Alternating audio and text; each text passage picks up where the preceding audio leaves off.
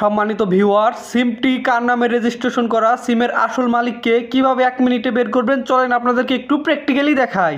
মোবাইলে থেকে আপনারা প্রথমে চলে যাবেন মোবাইলের ডায়াল অপশনে।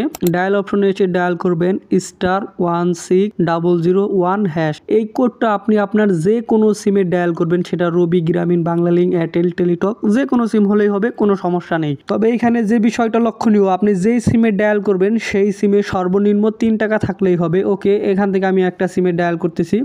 ডায়াল করার পর এরকম ইন্টারফেস আসবে। এরপর এখানে আপনি আপনার ভোটার আইডি কার্ডের যে লাস্টের 4টা সংখ্যা রয়েছে ভোটার আইডি নাম্বারের, সেই লাস্টের 4টা সংখ্যা এখানে বসাই দিবেন। তারপর এই সেন্ড অপশনে ক্লিক করবেন। ক্লিক করলে আপনাদের মোবাইলে একটা মেসেজ আসবে, মেসেজটাকে ওপেন করবেন। এই মেসেজে দেখুন এইখানে দেখা যাচ্ছে টোটাল 2। তার মানে এই ভোটার আইডি কার্ড দিয়ে মোট 2টা সিম কিনা হয়েছে এবং 2টাই জিপি সিম। ওইখানে যদি অন্য কোম্পানির সিম কিনা হইতো তাহলে কিন্তু সেগুলো দেখা যাইতো এবং প্রতিটা নাম্বারের লাস্টের 3টা সংখ্যা শো করতেছে। এভাবে কিন্তু আপনি খুব সহজেই বুঝে নিতে পারেন।